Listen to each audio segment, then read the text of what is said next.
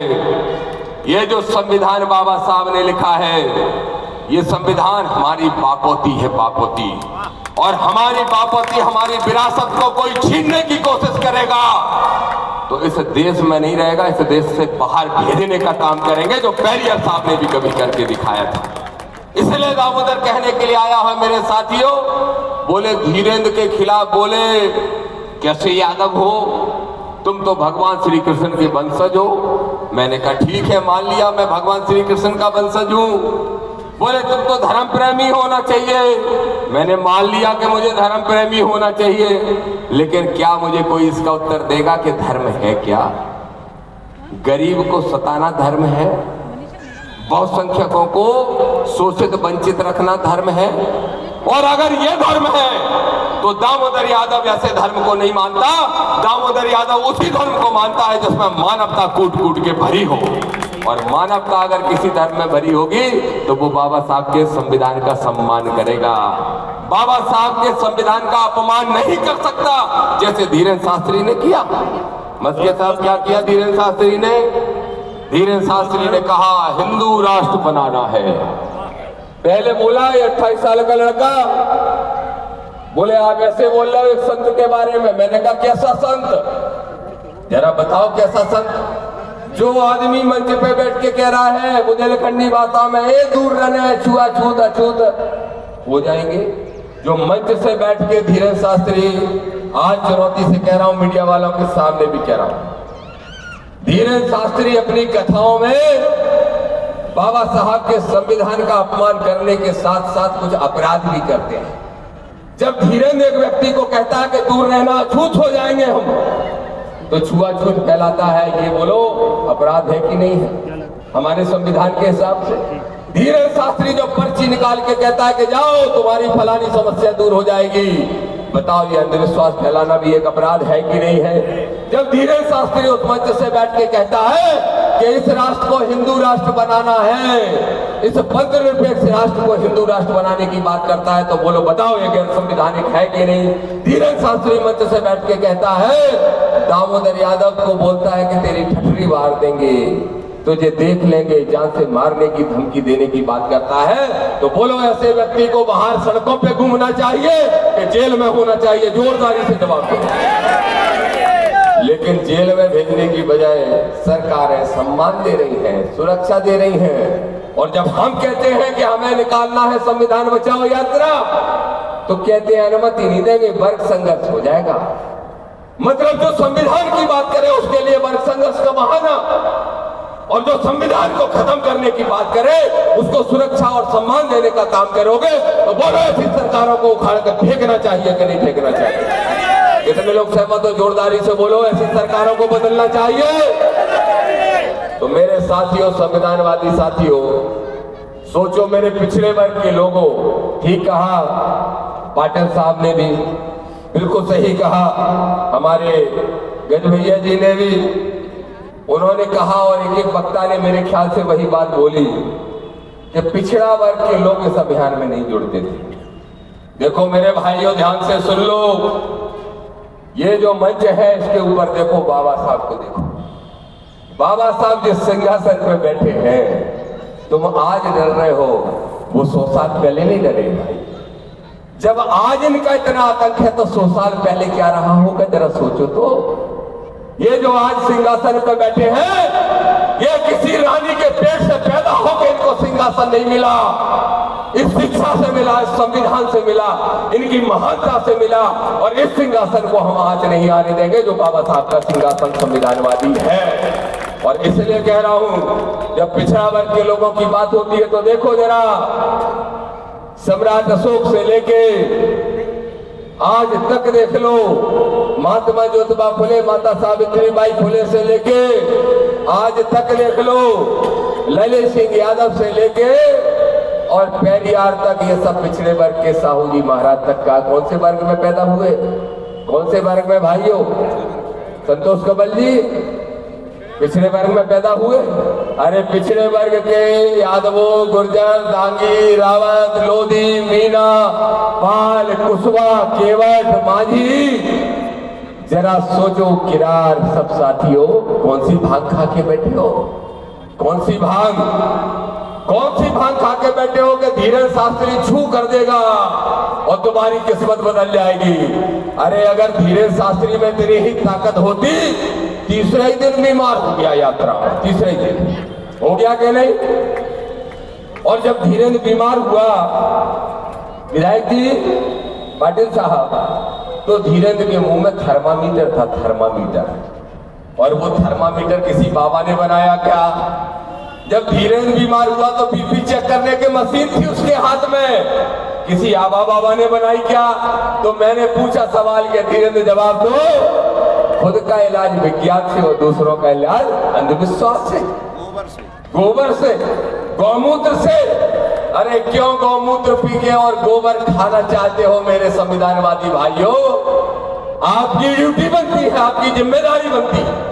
बाबा साहब अपनी जिम्मेदारी निभा के चले गए, मनोहर कांशीराम साहब अपनी जिम्मेदारी निभा के चले गए, ये सारे महापुरुष इस जिम्मेदारी को निभा के चले गए। क्या तुम और हम अपनी जिम्मेदारी निभा रहे हैं? ये सोचने की जरूरत है। इसलिए मैं चुनौती से कह रहा हूं, ताकत लगा लेना धीरेन्द्र शास्त्री, पानी लेना, ताकत लगा लेना धीरेन्द्र शास्त्री, जितनी ताकत तुम्हारे अंदर हो। और पूछ लेना अपने आकाओं और काकाओं से, धीरेन्द्र शास्त्री लगा लेना जितनी ताकत हो, पूछ लेना अपने आकाओं और काकाओं से, ना ये भारत कभी किसी एक धर्म का बना है, ना बनने देंगे, ना बाबा साहब के संविधान को आज आने देंगे। और रही बात यात्रा की, तो पिछली यात्रा में तो कमल कुशवाहा जी, अमित बंसोड़ साहब और मस्के जी, हम सब साथी बैठे थे। हम देर से कोर्ट पहुंचे, हमारी गलती रही, हमारी गलती रही कि हम देर से न्यायालय में पहुंचे। अगर समय से पहुंच गए होते तो इसकी यात्रा हरियाणा ही में रुक जाती, हरियाणा में। लेकिन अब कह रहा है दामोदर यादव चुनौती के साथ, इनने घोषणा की है कि अगला चरण निकालेंगे। सुना है आप लोगों ने? इसको पता है? नहीं पता? मैं बताता हूं। इनमें लड़ाई चल रही, लड़ाई। बीजेपी के अंदर एक बाबा बैठा है उत्तर प्रदेश में, और उत्तर प्रदेश का बाबा कह रहा है कि हमारे अंग्रेज में तुम्हारा क्या काम है, दूसरा बाबा क्यों चाहिए? तो जब इसकी धीरेन्द्र की यात्रा उत्तर प्रदेश में घुसी और उत्तर प्रदेश की सीमा में जब 3 दिन तक यात्रा चली, तब तक एक भी मंत्री नहीं आया, एक भी मुख्यमंत्री नहीं आया, पुलिस की सुरक्षा व्यवस्था भी कमजोर कर दी गई। अब धीरेन्द्र को टेंशन हुआ। धीरेन्द्र ने कहा कैसे अपना भौकाल बनाए। मोहन यादव जी को फोन किया और मोहन यादव से कहा कि भाई वो तो नहीं आ रहे, हमारी इज्जत बचाने के लिए तुम ही आ जाओ। फिर मोहन यादव जरूर पहुंच गए, सड़क पे बैठ के रोटी खा ली उनके साथ। और मैं आज कह रहा हूं मोहन यादव जी, ध्यान रखो, जब भी आपको मुख्यमंत्री की कुर्सी से हटाएंगे तो धीरेन्द्र के चेले ही हटाएंगे, इतना ध्यान रखना। चाहे सड़क पे रोटी खा लो, चाहे रोटी का संबंध कर लो, चाहे बेटी का संबंध कर लो, लेकिन जब भी मोहन यादव की कुर्सी कोई पिछड़े वर्ग की खींचेगा तो धीरेन्द्र की जमात के लोग ही खींचेंगे। ये दामोदर चुनौती से कह रहा है। लेकिन फिर भी कहना चाहता हूं, ना हिंदूवादी राष्ट्र की यात्रा निकलने देंगे, ना छुआछूत फैलाने देंगे, ना आतंकवादी घटनाएं होने देंगे। इतना मुंह चलाता है प्रजापति साहब, आपके यहाँ का लड़का धीरेन्द्र इन्हीं के जिले का है, इन्हीं के जिले का तो है धीरेन्द्र शास्त्री। कितना मुंह चलाता है। क्या क्या लिखा आपने? महिलाएं जब जवाब देती हैं तो इलो इलो कहता, मैं तुम्हारा इलो इलो। हाँ, इलो इलो बोलता है।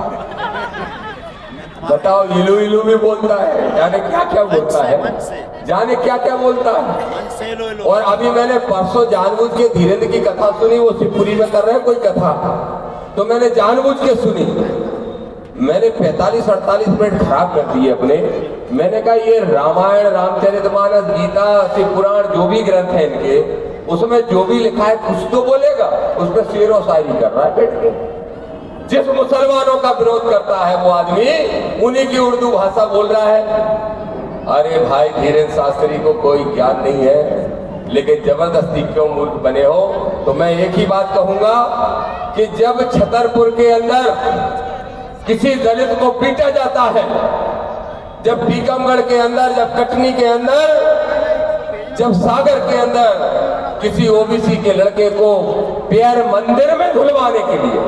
अब देखो वो घटना सोचो, आपको पता होगी कि नहीं पता।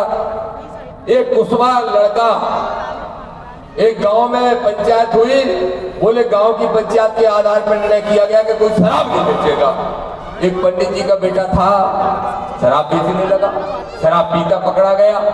तो एक लड़के ने फेसबुक पे मीम बना के डाल दिया, मीम बना के डाल दिया तो उसको इतनी सजा दी गई कि उसको मंदिर में बुलाया, माफी मंगवाई, 5100 रुपए डांड लगाया। उसके बाद पूछा दुबे जी सहमत हो? बोले नहीं। तो बोले कब तैयार होगे, कब सहमत होगे? अनुरुद्ध सुन लेना बेटा, तू छिंदवाड़ा का है, महाराष्ट्र बॉर्डर से लगा है, तेरे अंदर तो और करंट होना चाहिए बाबा साहब वाला। तो सुन लेना इस बात को कि कहा 5100 रुपए के जुर्माना काफी नहीं, मंदिर में बुलाओ। उस शराब बेचने वाले लड़के के पैर धुलवाए गए और उस कुशवाहा लड़के को पिलाए गए। बताओ ये मानवता है? ये मानवता है? कब धीरेन्द्र शास्त्री तेरा मुंह सिल गया था क्या? जात पात की करो विदाई, जात पात की करो विदाई। कैसे करोगे जात पात की विदाई? एक दलित को पेशाब चटवाओगे, एक पारसी समाज के व्यक्ति को लखनऊ में पेशाब चटवाई गई और जात पात की विदाई की बात करते हैं ये लोग। अरे ये कोई जात पात की विदाई नहीं करना चाहते, ये कोई उस तथाकथित धर्म का भी भला नहीं करना चाहते।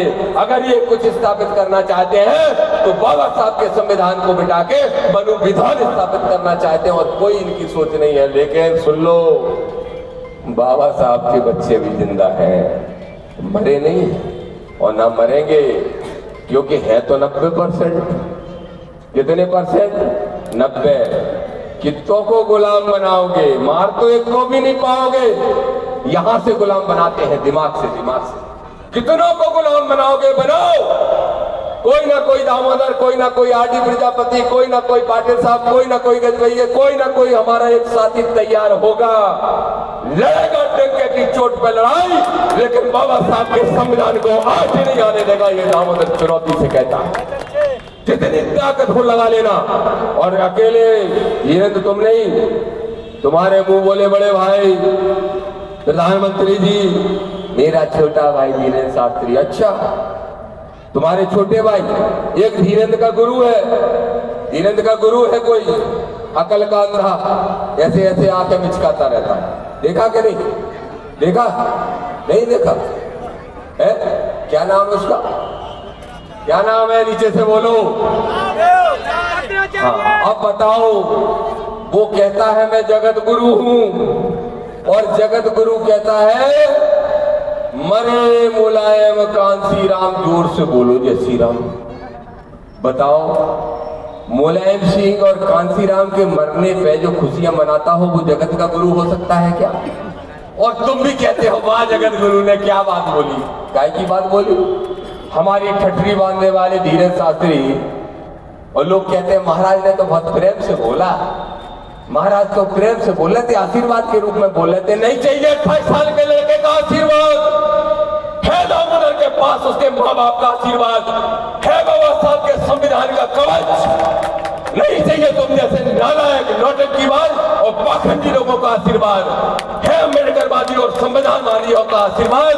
और इस आशीर्वाद के दम पर लिखेंगे एक नई बात इस मध्य प्रदेश के अंदर, तैयार करेंगे वो शक्ति कि इन दलों को जो गुलामी कर रहे हैं, इन दलों को जो पाखंड और आडंबरवादियों के शरणागत होकर पड़े हैं, इन दलों को जो संविधान को खत्म करना चाहते हैं, उनको जवाब देते हुए मध्य प्रदेश में ताकत खड़ी करके अम्बेडकरवादियों को सदन में भेजने का काम करेंगे। बोलो तैयार हो कि नहीं हो?